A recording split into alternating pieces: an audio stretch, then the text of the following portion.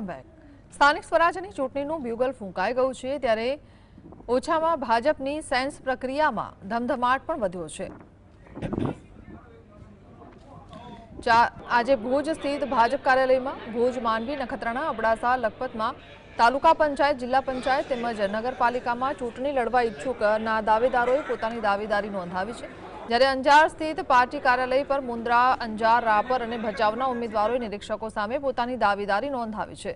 વસુબેન ત્રિવેદી અને હિરેન હિરપરા સહિતના નિરીક્ષકોની ઉપસ્થિતિમાં કચ્છમાં 2 દિવસ સેન્સ પ્રક્રિયા હાથ ધરાઈ છે।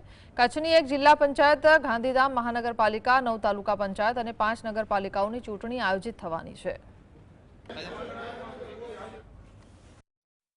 એ મહાનગરપાલિકાનું પહેલું ઇલેક્શન ભારતીય જનતા પાર્ટી પૂરી તાકાતથી લડવા જઈ રહી છે અને ભવ્ય વિજય સાથે ભારતીય જનતા પાર્ટીનો ભગવો આ કચ્છ જિલ્લામાં લહેરાવાનો છે।